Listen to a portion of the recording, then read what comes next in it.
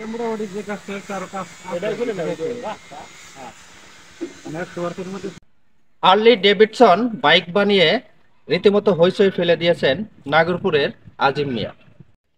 বিশ্বের অন্যতম সেরা বাইক হার্লি ডেভিডসন নিয়ে ছুটছেন যুবক।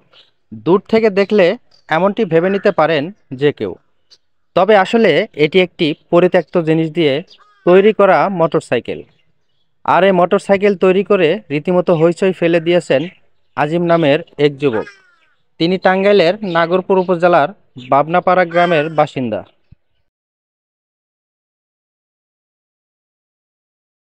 আসসালামু আলাইকুম। আমার নাম মোহাম্মদ আজিম মিয়া।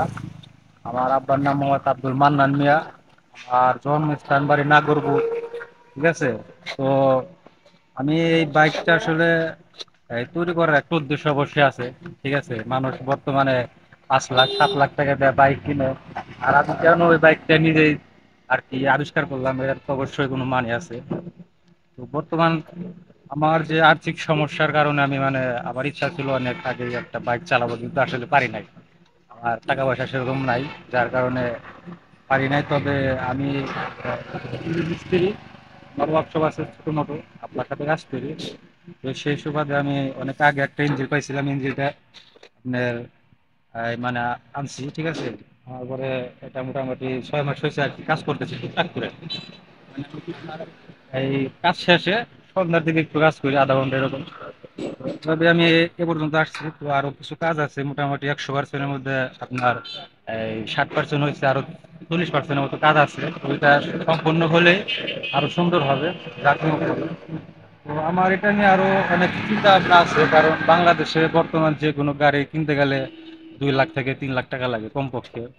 তো আমি এটা মোটামুটি মার্কেটে যখন এটা মানে ওকে হয়ে যাবে, ঠিক আছে, এটা মোটামুটি 70 থেকে 80 হাজার টাকার মতো খরচ মানে। যখন পোলায় এই হাবি জাবি এটা সেটা ভাঙচুর এমন তেমন করে, প্রাথমিক অবস্থায় একটু রাগিনী তো সব বাবা মাই তো হয়, না দাদা কি কর, সব বাবা মাই হয়।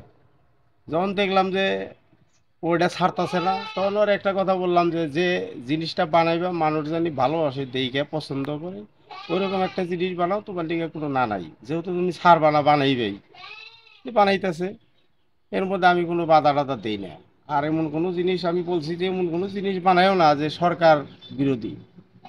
সরকারের পক্ষে জনগণ জানে তোমারে ভালোবাসে, জনগণ এইটা পছন্দ করে, সেই সুবাদে যে কোনো জিনিস বানাইবে আমি সেটার পক্ষে আছি। এবং নাগরপুর পাবনাপাড়ার যতগুলা মান্যগণ্য ব্যক্তি আছে তোমার পক্ষে থাকবে, ঠিক আছে। তে এইভাবে ওরে বলছি। আর আমি কোনো কিছু বারণ করি না, যে আমি যদি আমি ওরে জিনিস বানাবে নিগে আটকাই, হয়তো আর ব্রেনে একটা জিনিস ভালো একটা জিনিস চাইতেছে, ওইটা আমি বুঝতে পারতেছি না। মানে আমার ব্রেন আর ওর ব্রেন তো এক না। যেমন ছেলে বাবা কামলা থাকে, ছেলে ইঞ্জিনিয়ার হয়, ছেলে ব্যারিস্টার হয়। ওই ব্যারিস্টারের চেয়ারে কিন্তু বাবাই যায় বসতে পারে না, কারণ ওই চেয়ারের উপযোগী ওই ছেলেটা বানাইছে। আমি খুব খুশি হয়েছি। তা আরো ভালো কিছু ওরে বলছি যে আরো ভালো কিছু বানাও, আসি তোমার দোকান দেওয়ার যত প্রকার দোকান দেওয়ার চেষ্টা করবো।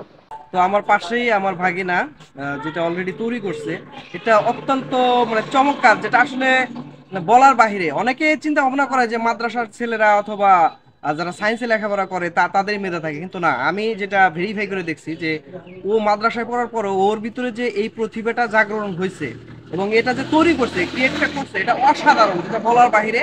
আসলে ইতিপূর্বে আমি ফেসবুকে ইউটিউবে অনেক ভিডিওই দেখছি, এগুলোতে অনেক কিছু ক্রিয়েট করেছে অনেকে, কিন্তু ওর মতো এরকম অত্যাধুনিক বা এরকম যে মানে ক্রিয়েট, এরকম আমি কোনো কিছু দেখি নাই। আর এটা আমি মনে করি যে ও যেটা তৈরি করছে এটা দেখে ওর যে প্রতিভা, এই প্রতিভা দেখে আরো কিছু সংখ্যক লোক অথবা হাজারো লোক কিন্তু উৎসাহিত হবে এটা তৈরি করার জন্য।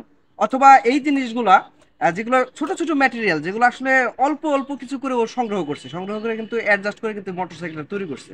আর এটা সবচেয়ে বেশি আমি এক্সাইটেড যে ওর ভিতরে যে প্রতিভাটা জাগ্রত হয়েছে, এটা আসলে সবার মাঝে দেখা যায় না। সবাই কিন্তু প্রতিভা জাগ্রত করতে পারে না, অনেকের ভিতরে আছে কিন্তু প্রকাশ করে না।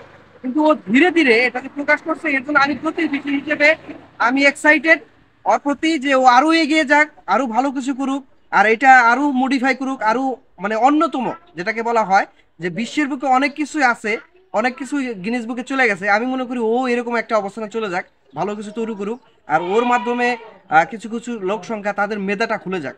আমি এটাই প্রত্যাশা করি সবার কাছে।